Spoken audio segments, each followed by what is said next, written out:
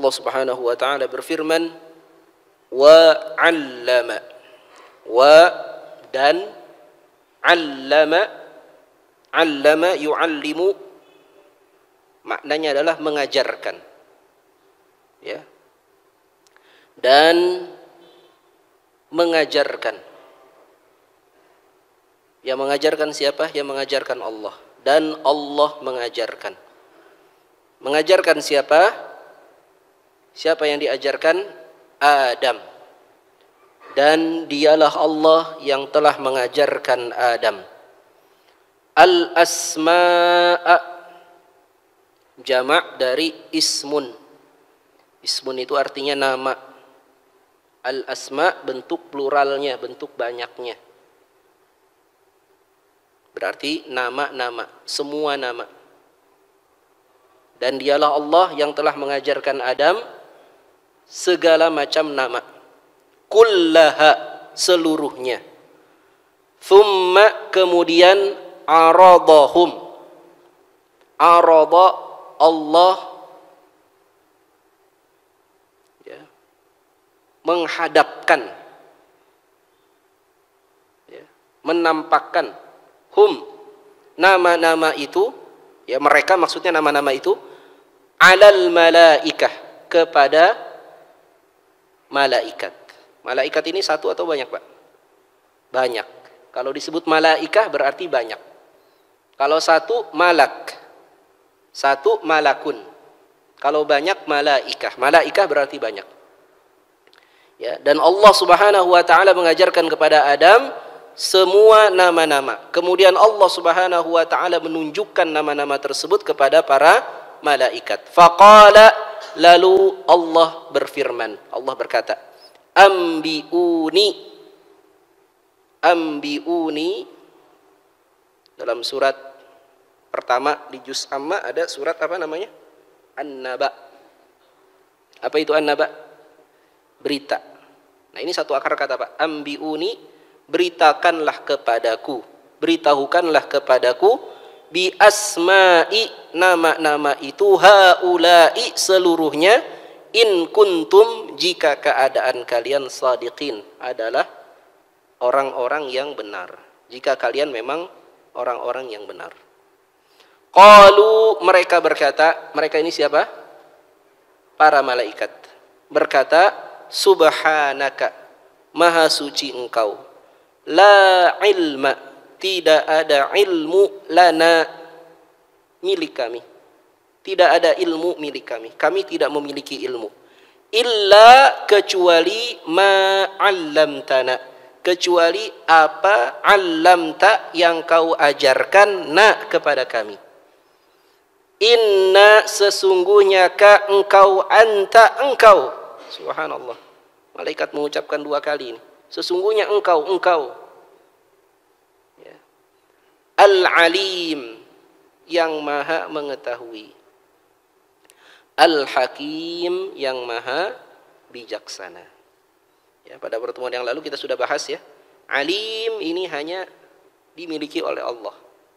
Kalau manusia disebutnya alim, A-nya panjang, alim. Jamaknya apa? Ulama. Itu artinya manusia yang berilmu. Ulama itu manusia yang berilmu. Tapi kalau alim, ini sifat untuk Allah. Mubalaghah, lebih mengetahui, maha mengetahui. Maka nggak boleh, kalau buat manusia itu nggak boleh alim. Disebutnya alim kalau manusia itu berilmu. Ya, alim, sesungguhnya Allah, sesungguhnya engkau, engkau yang maha mengetahui, al-hakim, yang maha bijaksana. Qala, ya, dia berkata, dia di sini adalah Allah Subhanahu wa taala berfirman, ya Adam, wahai Adam, ambi, tadi sudah ada ambi ya. Apa ambi tadi? Kabarkan. Ambihum. Kalau tadi ambiuni, kabarkan kepadaku, beritahukan kepadaku. Di sini ambihum, beritahukan kepada mereka, kepada para malaikat, bi asmaihim, nama-nama mereka. Falamma, maka ketika amba'ahum, telah diberitahukan kepada mereka, bi asmaihim, nama-nama mereka, qala, Allah berfirman, alam, a apakah, lam tidak, apakah tidak aqul lakum, apakah tidak aku sudah katakan kepada kalian, bukankah aku sudah katakan kepada kalian, inni sesungguhnya aku a'lamu mengetahui. Ghaib. Ghaib apa ghaib? Sesuatu yang ghaib, sesuatu yang tersembunyi, sesuatu yang tidak nampak. As-samawati wal ard. Aku mengetahui sesuatu yang tersembunyi di langit dan di bumi.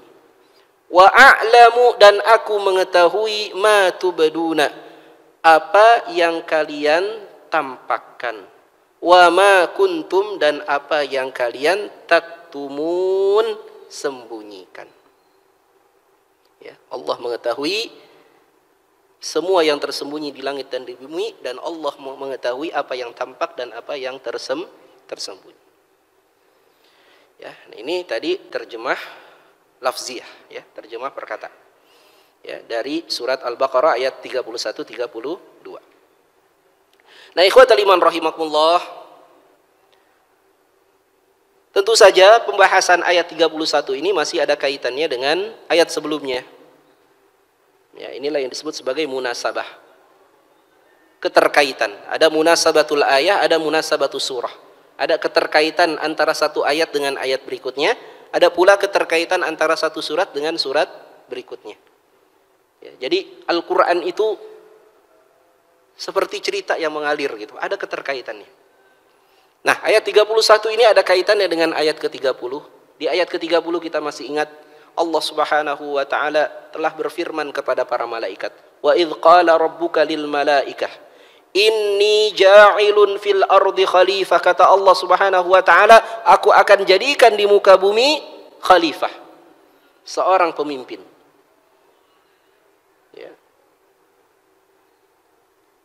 Malaikat kemudian bertanya, qalu ataj'alu fiha may yufsidu fiha wa yasfiku ad-dima wa nahnu nusabbihu bihamdika wa nuqaddisu lak. Kata para malaikat, ya Allah, apakah engkau akan menjadikan di muka bumi itu makhluk yang nanti akan membuat kerusakan, akan menumpahkan darah? Padahal kalau engkau membuat makhluk tujuannya adalah untuk beribadah. Wa ma khalaqtul jinna wal insa illa liya'budun. Tidaklah aku ciptakan jin dan manusia kecuali untuk beribadah. Bukankah tujuan engkau menciptakan makhluk adalah supaya engkau disembah? Lantas mengapa engkau ciptakan, ya, khalifah manusia di muka bumi yang nanti malah akan membuat kerusakan dan menumpahkan darah? Wa nahnu nusabbihu bihamdik. Kalau tujuannya adalah beribadah, kami sudah beribadah. Kami bertasbih memuji engkau. Wa nuqaddisu lak. Ya, kami juga mensucikan engkau. Allah kemudian berfirman, qala inni a'lamu ma la ta'lamun. Aku mengetahui apa yang tidak kau ketahui. Itu di ayat 30. Di ayat 30 Allah Subhanahu wa taala menyampaikan keinginannya untuk menciptakan khalifah, menciptakan seorang pemimpin di muka bumi. Ya. Maka di ayat ke-31 ini langsung loncat ini. Kalau di ayat-ayat di surat yang lain disebutkan itu bagaimana penciptaan manusia, ya, bagaimana Allah menciptakan manusia dari saripati tanah, kemudian ditiupkan ruh ke dalamnya, dan seterusnya dan seterusnya.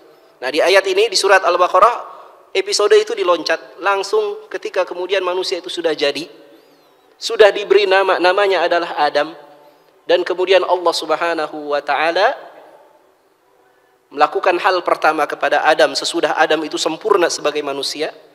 Apa yang Allah lakukan pertama? Wa 'allama Adam. Allah Subhanahu wa taala memberikan ilmu kepada Adam. Mengajarkan ilmu kepada Adam. Apa yang diajarkan? Al-asma'a kullaha. Allah mengajarkan kepada Adam nama-nama seluruhnya. Nah, kata Imam Nukatsir rahimahullahu taala, hadza maqamun dzakarallahu taala fihi syarafa Adam 'alal malaikah. Di sini Allah Subhanahu wa taala ingin menunjukkan kedudukan Adam alaihissalam yang jauh lebih mulia daripada para malaikat. Kan malaikat tadinya menganggap nanti kalau diciptakan Adam ini akan membuat kerusakan, mereka akan melakukan sesuatu yang tercela, sesuatu yang hina, sesuatu yang rendah. Maka di ayat ini Allah Subhanahu wa taala ingin menunjukkan bahwa Adam itu lebih mulia daripada para malaikat. Apa penyebab Adam itu mulia daripada para malaikat? Bimakhtassahu bihi min ilmin asma'iin min asma'i kulli syai' dunahu. Dengan Allah Subhanahu wa taala mengkhususkan kepada Adam pengajaran ilmu, pengajaran nama-nama, yang pengajaran ini tidak Allah berikan kepada selain Nabi Adam, kepada selain manusia. Jadi Allah Subhanahu wa taala memuliakan kedudukan Adam, manusia pertama, ditinggikan di atas para malaikat dengan diberikan kepada manusia itu ilmu. Subhanallah. Jadi ilmu itulah yang membuat Adam dahulu lebih mulia daripada para malaikat. Ilmu itulah yang membuat manusia itu lebih mulia daripada makhluk yang lain. Ilmu. Karena itu agama kita ini agama yang dibangun atas dasar ilmu. Gak boleh taklid, gak boleh ikut-ikutan, gak boleh fanatik buta. Oh udahlah, apa kata Ustadz pasti benar. Belum tentu. Ustadz bisa salah. Apa kata fulan ini pasti benar, apa kata ini pasti benar. Belum tentu. Allah Subhanahu wa taala berfirman apa? Fa'lam annahu la ilaha illallah. Maka ketahuilah, ilmuilah bahwasanya tidak ada Tuhan selain Allah. Yang membuat kita mulia ilmu, Pak. Sebaliknya yang membuat kita hina apa? Jauh dari ilmu. Kalau seorang manusia atau satu kelompok manusia, satu komunitas, satu organisasi, satu jamaah, satu masyarakat jauh dari tradisi ilmu, maka siap-siaplah mereka menuju ke gerbang kehancuran. Kalau ada orang udah nggak mau lagi belajar, udah merasa cukup, udah saya udah pintar, siap-siap aja, hancur hidupnya. Satu masyarakat, satu bangsa juga demikian, tidak memperhatikan pendidikan, tidak memperhatikan ilmu. Satu organisasi juga demikian, tidak memperhatikan ilmu. Ya. Siap-siaplah organisasi itu akan hancur. Masyarakat itu akan hancur. Kita dimuliakan oleh Allah dengan ilmu. Ya. Bahkan lebih mulia daripada para malaikat. Ya. Siapa manusia yang paling mulia, Pak? Inna akramakum indallahi atqakum. Sesungguhnya yang paling mulia di antara kalian bukan orang yang banyak hartanya, bukan orang yang paling tinggi jabatannya, tapi yang paling mulia di antara kalian adalah yang paling bertakwa. Ya kan? Yang paling mulia di antara kita yang paling bertakwa. Siapa itu orang yang bertakwa? Orang yang bertakwa adalah orang yang takut kepada Allah. Dan Allah Subhanahu wa taala menyebutkan salah satu syarat, dan ini syarat utama seseorang itu takut pada Allah adalah memiliki ilmu. Innama yakhsyallaha min ibadihil ulama. Sesungguhnya yang takut kepada Allah di antara hamba-hambanya hanyalah orang-orang yang berilmu. Orang kalau punya ilmu takut dia kepada Allah. Makanya Nabi kita Muhammad SAW adalah orang yang paling banyak ilmunya.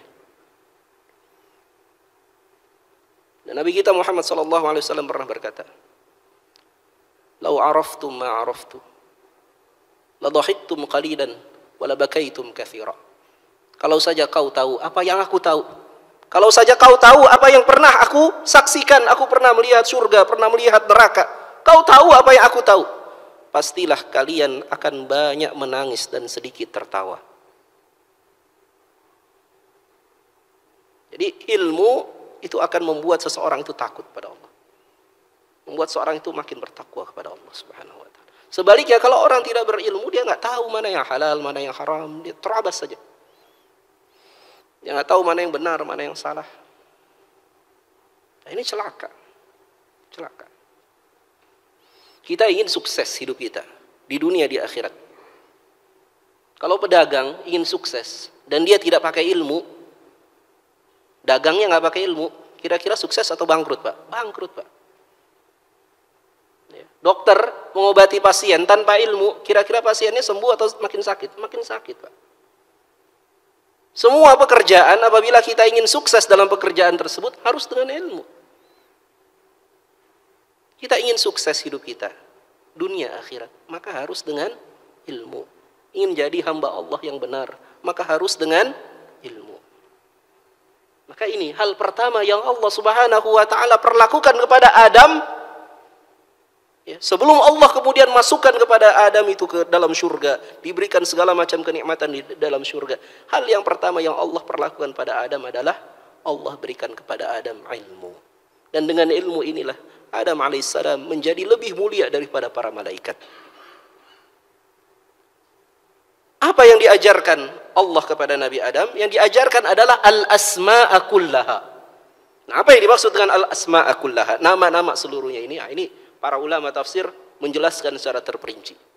Ada di antara para ulama, Imam As-Suddi misalnya mengatakan yang dimaksud dengan al-asma'a kullaha, nama-nama itu adalah nama semua anaknya Nabi Adam, seorang demi seorang. Subhanallah, anaknya Nabi Adam banyak sekali kan sampai hari kiamat, dan Allah sudah beritahukan itu semua nama-namanya. Mungkin juga nama kita udah tahu tuh Nabi Adam tuh. Dan juga nama-nama hewan diberitahukan semua. Kata Abdullah bin Abbas, nama yang dimaksud adalah nama-nama yang dikenal oleh manusia. Nama manusia, nama hewan, nama langit, nama bumi, dataran rendah, laut, kuda, keledai, nama-nama makhluk yang serupa yang lainnya. Kata Imam Al-Mujahid, yang dimaksud dengan nama-nama itu adalah nama semua hewan, semua jenis burung, dan nama segala sesuatu. Kata Sa'id bin Jubair, Imam Al-Qatadah, dan para ulama dari kalangan para tabi'in, mereka berkata yang dimaksud dengan al-asma'a kullaha adalah segala macam nama. Kata Imam Ar-Rabi, yang dimaksud adalah nama-namanya para malaikat. Kata Imam Hamid Asy-Syami, yang dimaksud dengan nama-nama itu adalah nama-nama seluruh bintang-bintang. Kata Abdurrahman bin Abi Zaid, yang dimaksud dengan nama-nama itu adalah nama-nama seluruh keturunannya. Menurut pendapat yang paling sahih, yang Allah Subhanahu wa taala ajarkan kepada Nabi Adam alaihissalam adalah nama-nama segala sesuatu, semua zat, semua sifat, semua karakternya Allah beritahukan. Sampai-sampai kata Abdullah bin Abbas radhiyallahu anhu, sampai nama angin yang keluar dari dubur itu juga dikasih tahu. Ini kan hal yang remeh gitu ya. Nama kentut itu dikasih tahu. Kalau dalam bahasa Arab itu kentut itu macam-macam, Pak. Ya, kentut yang keluarnya apa namanya, yang suaranya besar itu ada namanya, suaranya kecil itu ada namanya.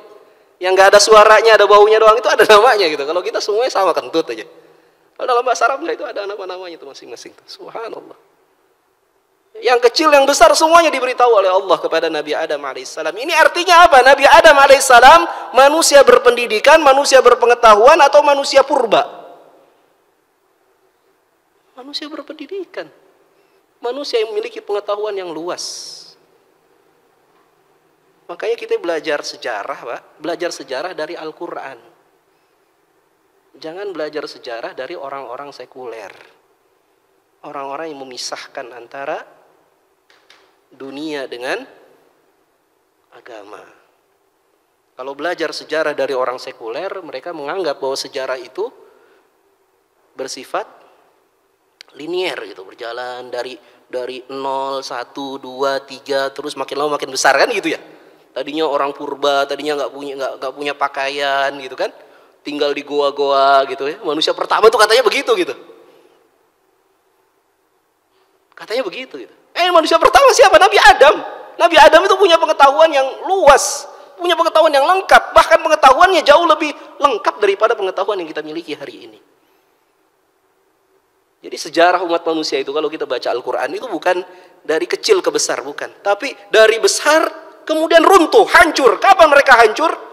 Ketika mereka melanggar perintah Allah. Peradabannya tinggi kemudian rendah. Kemudian naik lagi.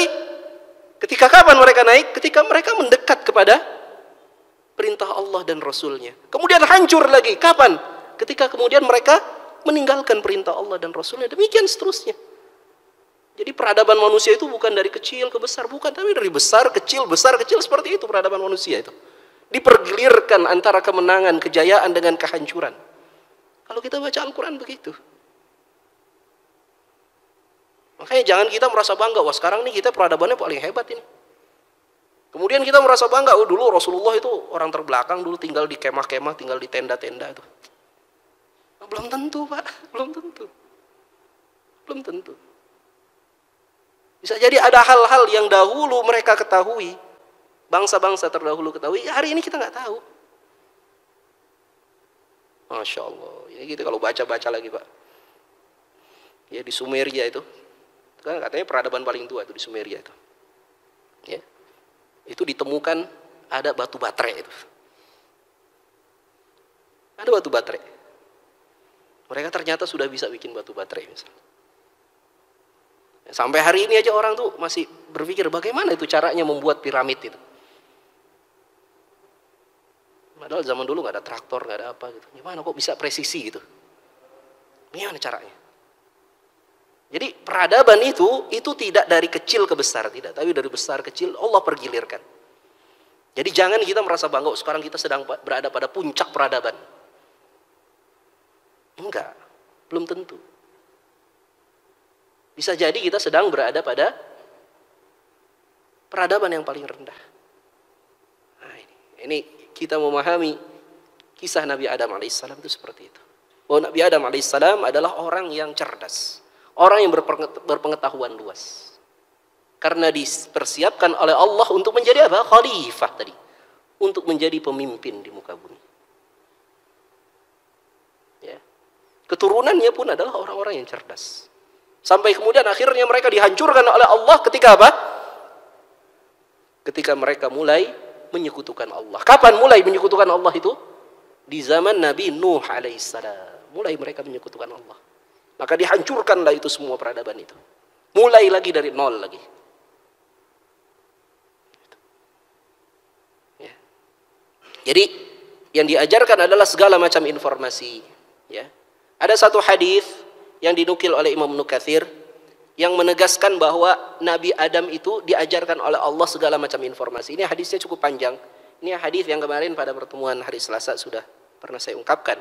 Hadis mengenai syafa'atul uzma, bahwa Nabi SAW ya diberikan kesempatan oleh Allah untuk memberikan syafaat kepada seluruh umat manusia. Jadi umat manusia nanti ketika berdiri di hari kiamat di padang mahsyar, mereka ya meminta syafaat dari para nabi. Ya. Di antaranya mereka mendatangi Nabi Adam, fayatuna Adam fayaqulun, mereka datang kepada Nabi Adam dan kemudian mereka berkata, anta abun nas, wahai Adam, engkau adalah bapaknya manusia. Khalaqakallahu biyadih, Allah ciptakan engkau dengan tangannya. Wa asjada laka malaikatah, dan sujud kepadamu para malaikatnya. Wa 'allamaka asma'a kulli syai', dan Allah ajarkan kepadamu segala macam informasi. Segala macam nama-nama, segala macam informasi. Nah ini, kemudian Nabi Adam akhirnya angkat tangan. Enggak, jangan minta tolong ke saya. Coba minta tolong kepada Nabi Nuh. Nanti Nabi Nuh kemudian angkat tangan pula. Kata Nabi Nuh, minta tolonglah kepada Ibrahim. Ibrahim angkat tangan terus. Sampai kemudian akhirnya Nabi kita Muhammad SAW yang dimintai tolong oleh umat manusia ketika itu. Dan Nabi kita Muhammad SAW diizinkan oleh Allah memberikan syafaat kepada umat manusia. Ya, jadi di sini ada ungkapan wa 'allamaka asma'a kulli syai', dan Allah ajarkan kepadamu segala macam nama. Ya.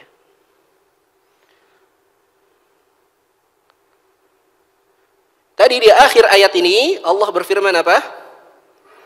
Faqala anbi'uni bi asma'i haula'i in kuntum shadiqin. Ya. Allah ajarkan kepada Nabi Adam segala macam nama. Kemudian sesudah diajarkan, arradahum 'alal malaikah. Allah bertanya kepada para malaikat, apa nama-nama ini? Faqala anbi'uni, jelaskan kepadaku nama-nama yang sudah aku ajarkan kepada Nabi Adam ini. Haula'i, seluruhnya in kuntum shadiqin, jika kalian memang orang yang benar. Ya. Mengapa Allah berfirman in kuntum shadiqin di situ? Jika kalian memang orang yang benar, coba beritahukan nama-nama makhluk-makhluk yang sudah diajarkan kepada Nabi Adam itu. Makhluk-makhluk yang diajarkan namanya kepada Nabi Adam itu makhluk yang sudah ada ketika itu. Jadi hewan-hewannya sudah ada, segala macam itu sudah ada. Tapi para malaikat angkat tangan, mereka tidak bisa menyebutkan nama-nama itu seluruhnya. Maka Allah berfirman, ya, faida, ya ini kata apa? Imam Nujairi rahimahullah taala, seakan-akan Allah berfirman, faida kuntum la ta'lamuna asma haula'il ladzina 'aradtu 'alaikum wa antum tushahidunahum fa antum bima huwa ghairu mawjudin minal umuril kani'a allati lam tujad ukhra an takunu ghairil 'alimin. Jika kalian memang tidak mengetahui nama-nama makhluk-makhluk yang aku tunjukkan itu kepada kalian, dan kalian saksikan makhluk-makhluk itu, kalian tidak bisa sebutkan nama-namanya, berarti ada hal-hal yang lain yang memang belum kalian ketahui. Bagaimana mungkin kalian bisa mengaku kalian mengetahui sesuatu yang belum aku ciptakan? Ini ada kaitannya dengan ayat 30 kan? Ayat 30 malaikat berkata, ya, apa? Kenapa diciptakan manusia yang nanti akan membuat kerusakan? Manusianya aja belum diciptakan gitu. Tapi mereka sudah berkata, manusia ini nanti akan berbuat kerusakan, akan menumpahkan darah. Maka Allah menantang kepada malaikat, ya, kalau memang kau tahu kebenaran, nah ini makhluk yang sudah ada di hadapan kalian, coba sebutkan nama-namanya. Kalian nggak bisa sebutkan nama-namanya, padahal makhluk itu sudah ada di hadapan kalian. Kok bisa-bisanya kalian menyebut bahwa manusia itu nanti akan melakukan seperti ini, seperti ini. Jadi maknanya ke situ gitu. Ya.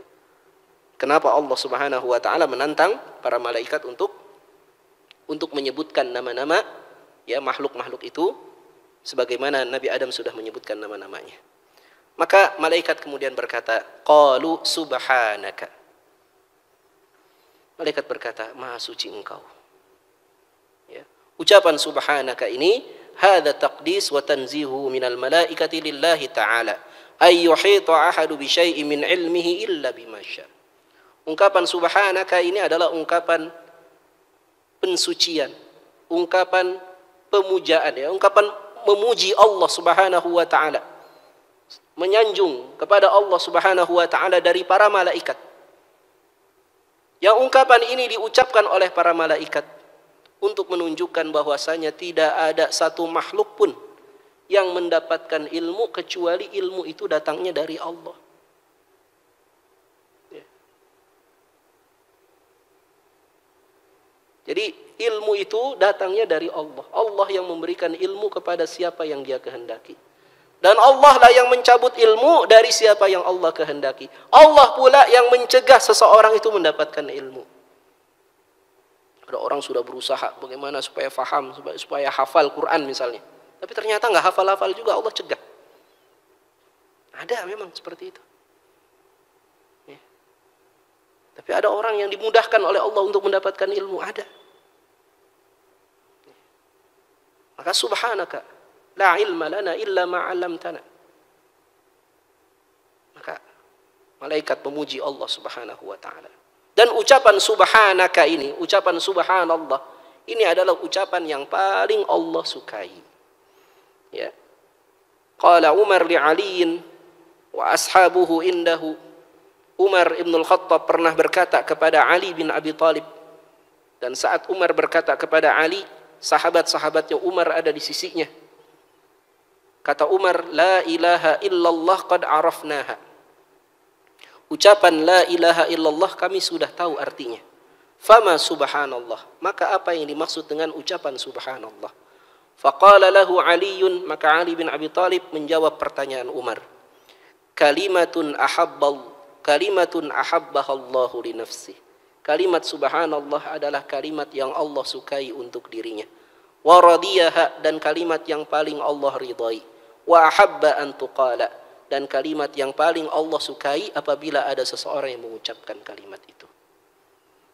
Maka malaikat mengucapkan kalimat subhanallah ini. Dan hendaknya kita juga memperbanyak mengucapkan kalimat subhanallah. Ya. Makanya kalau kita sholat, Pak, banyak-banyak kita mengucapkan subhanallah. Ruku, sujud, berbanyak kita mengucapkan subhanallah. 3 kali itu minimal, Pak. Subhana rabbiyal a'la, subhana rabbiyal azim. 3 kali itu minimal. Kalau masih ada waktu, ini imamnya lama nih, baca terus subhanallah, subhana rabbiyal a'la, ulang-ulang terus. Subhanakallahumma rabbana bihamdika Allahumma ighfirli. Ulang-ulang baca subhanallah. Ya. Ketika dalam perjalanan juga demikian, baca subhanallah. Ya, perbanyaklah. Ini kalimat yang paling Allah sukai. Ya. Qalu subhanaka la ilma lana illa ma 'allamtana innaka antal alimul hakim. Kata para malaikat, sesungguhnya engkau al-alimul hakim. Apa yang dimaksud dengan al-alimul hakim? Ai al-alimu bikulli syai', yaitu Allah Maha mengetahui segala sesuatu. Al-hakim fi khalqik wa amrika wa fi ta'limika man tasha' wa man'ika man tasha'. Allah Maha mengetahui atas segala sesuatu dan Allah Maha bijaksana dalam seluruh ciptaan Allah, dalam seluruh perintah Allah, dalam seluruh pengajaran Allah kepada siapa yang Ia kehendaki, dan dalam seluruh pencegahan Allah kepada siapa yang Allah kehendaki. Ya, jadi dalam perintah Allah, ciptaan Allah itu ada hikmahnya. Pasti ada hikmahnya. Dalam ilmu yang Allah ajarkan itu juga ada hikmahnya. Dalam ilmu yang tidak Allah ajarkan juga ada hikmahnya. Kok saya nggak bisa belajar matematik ya? Wah, itu ada hikmahnya. Kok saya nggak hafal Quran ya? Itu ada hikmahnya, Pak. Hikmahnya apa? Disuruh banyak baca berarti kita. Karena Allah nggak nuntut kita hafal, Pak. Enggak. Yang dituntut pada kita apa? Iqra, baca. Perbanyak aja baca terus. Jangan-jangan kalau kita udah hafal kita jadi berhenti baca tuh. Makanya kan sengaja. Ya, bisa jadi Allah menunda kita hafal supaya apa? Supaya kita banyak baca. Kok nggak paham supaya kita terus belajar. Yang dituntut pada kita adalah usahanya gitu. Bukan hasilnya, bukan pandainya, bukan pintarnya, bukan hafalnya, bukan. Ya. Dalam pengajaran Allah, dalam pencegahan Allah kepada seseorang mendapatkan ilmu, seluruhnya ada hikmah. Lakal hikmatu fi dzalik. Bagimu hikmah dalam seluruh hal itu. Wal adlu tamam, dan ada keadilan yang sempurna. Semua dalam ciptaan Allah, dalam perintah Allah, semua ada keadilan yang sempurna. Makanya takdir itu ya, hakikatnya itu tidak ada yang buruk gitu kata para ulama. Ya, kan kita mengenal al-imanu bil qadari khairihi wa syarrihi. Iman kepada takdir yang baik dan yang buruk. Baik dan buruk itu menurut siapa? Menurut kita. Ya kan?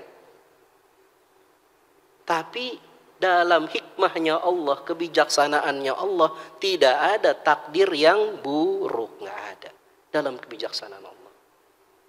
Gunung meletus, baik atau buruk? Buruk buat kita. Tapi dalam hikmahnya Allah ada kebaikan. Dengan gunung meletus itu tanah jadi subur, ya kan? Ya, tumbuh-tumbuhan jadi banyak yang tumbuh. Ya, negeri kita ini negeri kopi katanya, macam-macam kopi. Kopi itu tumbuh di mana? Itu di gunung-gunung berapi. Subhanallah. Ya. Sakit itu baik atau buruk? Buruk buat kita. Tapi bisa jadi kebaikan itu datang dari Allah. Dengan sakit Allah gugurkan dosa-dosa kita. Dengan sakit Allah kurangi ya siksaannya nanti di akhirat. Tahu banyak orang-orang yang karena dia menerima sakit dan kemudian dia bersabar dengan penyakitnya, maka Allah akan kurangi azabnya nanti di akhirat. Masya Allah. Sakit itu banyak sekali hikmahnya. Ya, makanya para ulama menyebutkan kalau orang yang sakit itu diberikan pilihan dua. Pilihan pertama bersabar. Pilihan yang kedua berobat. Dan dua-duanya adalah baik. Ini agak berat ini, Pak. Kalau kita langsung ambil pilihan kedua, berobat, karena kita nggak mampu sabar. Kalau para sahabat, para waliullah, para kekasih-kekasih Allah, itu banyak yang tidak ambil pilihan kedua. Diambil pilihan pertama, sabar. Masih ingat kan kisah seorang perempuan, wanita yang kulitnya hitam, yang pernah datang kepada Nabi mengadukan apa? Mengadukan penyakitnya. Penyakitnya apa? Ya Nabi, ini atasarra. Ya Nabi, sesungguhnya aku punya penyakit sor'un, punya penyakit ayan, epilepsi. Kadang-kadang suka jatuh nggak sadar gitu, keluar busa dari mulut itu kejang-kejang. Maka doakan aku supaya aku sembuh. Minta didoakan supaya sembuh. Lantas kata Nabi apa? Ya ukhti, in syi'ti sabarti falakil jannah. Wahai saudariku, jika kau bersabar dengan penyakitmu, maka bagimu adalah syurga. Dijanjikan apa? Syurga. Kalau apa? Sabar. Akhirnya kata perempuan itu apa? Ya Rasulullah, kalau memang kau janjikan syurga, maka jangan doakan aku sembuh.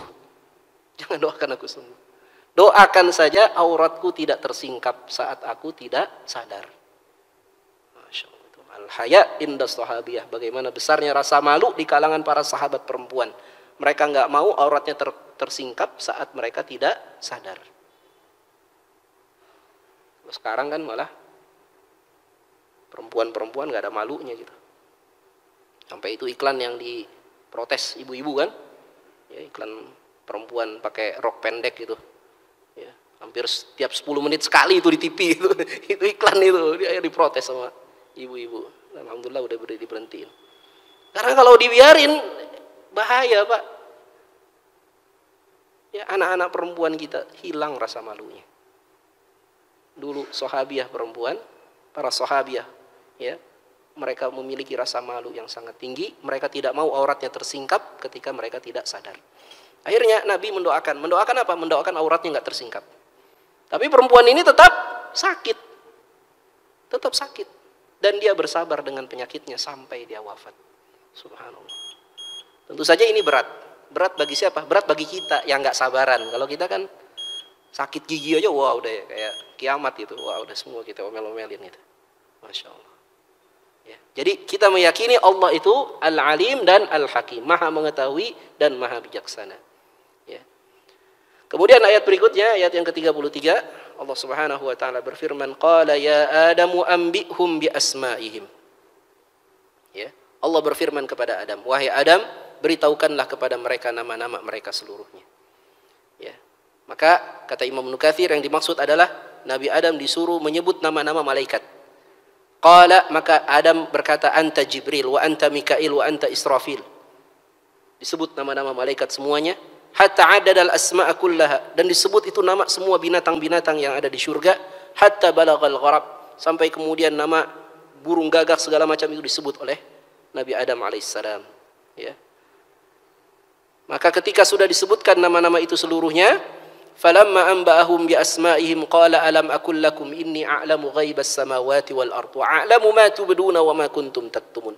Sesudah Nabi Adam menyebutkan nama-nama seluruhnya, Allah kemudian berfirman, bukankah aku sudah katakan kepada kalian wahai para malaikat, sesungguhnya aku mengetahui apa yang tersembunyi di langit dan di bumi, dan aku mengetahui apa yang nampak dan apa yang tersembunyi. Apa yang dimaksud dengan firman Allah, Allah mengetahui apa yang nampak dan apa yang tersembunyi.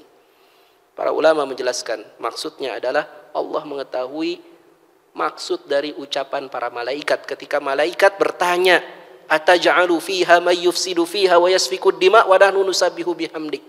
Allah tahu bahwa di antara para malaikat yang mengucapkan itu ada yang memang mengucapkannya secara tulus, mengucapkannya karena memang ingin bertanya kepada Allah.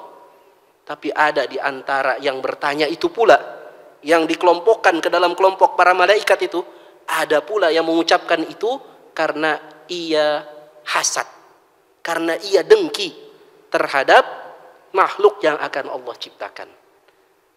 Siapakah ya yang dengki itu? Itulah iblis. Dan iblis dulu berada di dalam komunitas malaikat. Dia bukan malaikat, tapi dia berada dalam komunitas malaikat. Iblis juga bertanya dengan hal yang sama. Dan Allah tahu, ma taktumun, apa yang disembunyikan oleh iblis ketika iblis mengucapkan hal seperti itu. Jadi di sini Allah Subhanahu wa taala ingin ingatkan kepada kita bahwa bisa jadi kita mengucapkan ada satu kalimat-kalimat yang orang lain tertipu dengan kalimat itu. Kita mengucapkan kalimat-kalimat itu, ya, orang menganggap kalimat itu kalimat yang baik. Tapi Allah tahu sesungguhnya di balik kalimat itu ada pembangkangan terhadap perintah Allah. Contoh apa misalnya? Ya, pakai kalimat, sudahlah kita saling bertoleransi saja. Udah kita damai saja.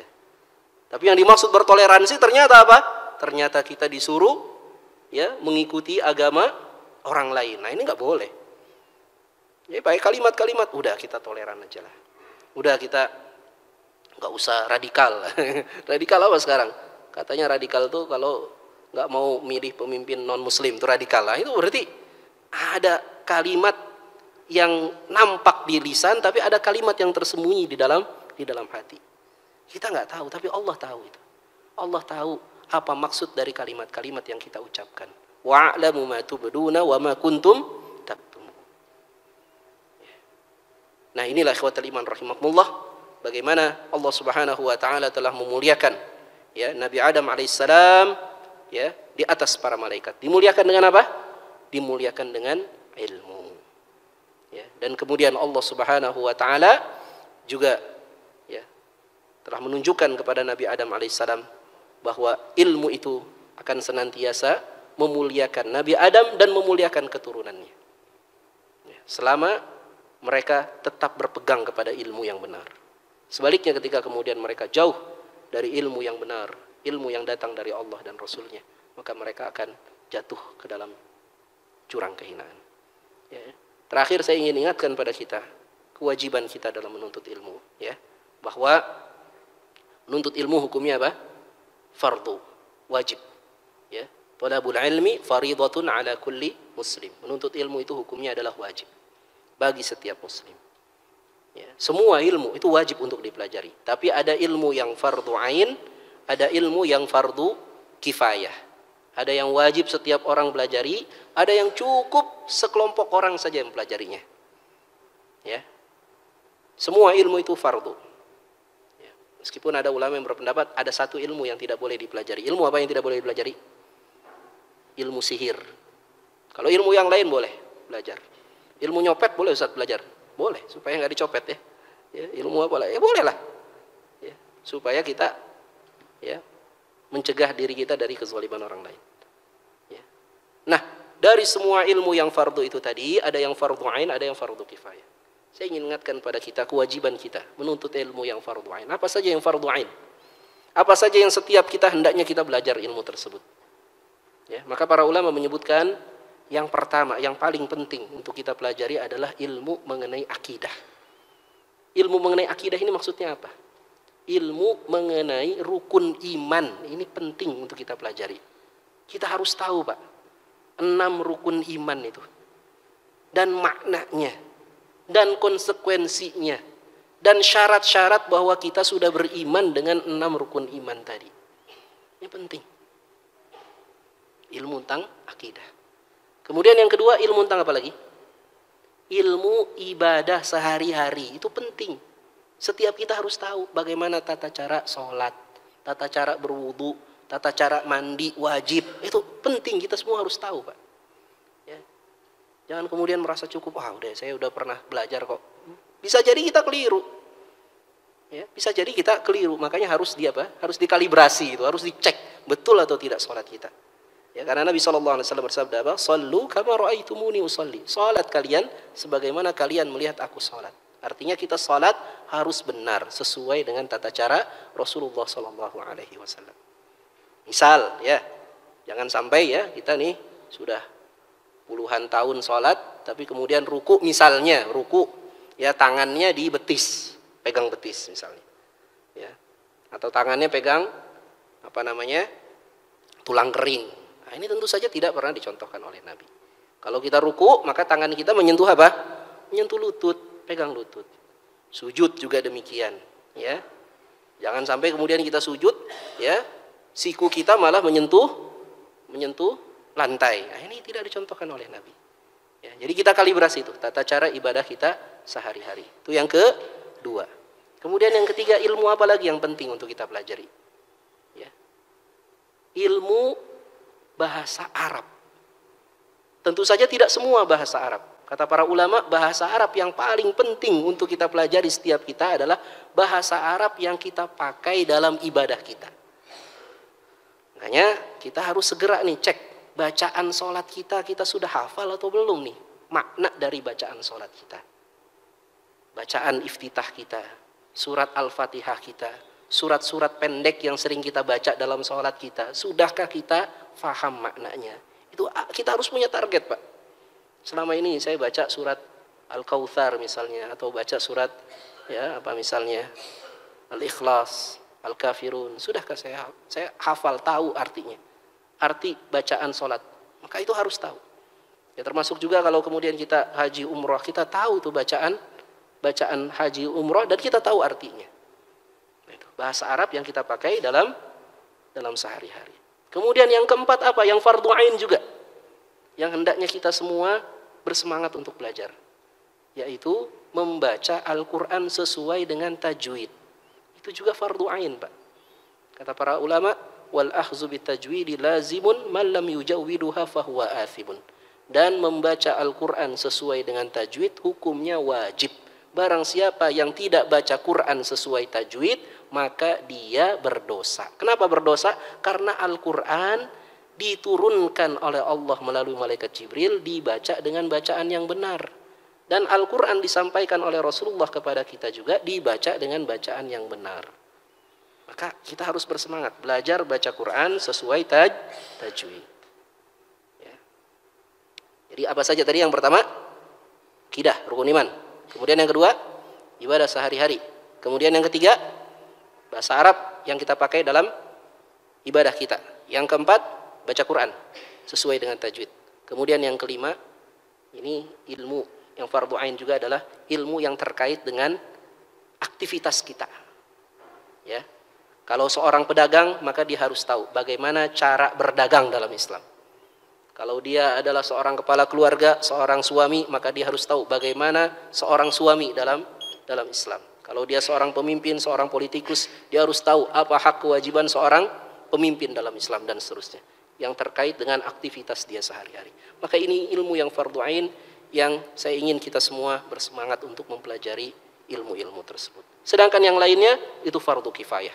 Ya, apabila ada sekelompok kaum muslimin yang sudah mempelajari ilmu tersebut, maka terbebaslah kelompok kaum muslimin yang lain dari mempelajari ilmu tersebut. Demikian wallahu a'lam bishawab. Aqulu qouli hadza astaghfirullah li wa lakum. Wassallallahu alim walhamdulillahirabbil alamin. Assalamualaikum warahmatullahi wabarakatuh.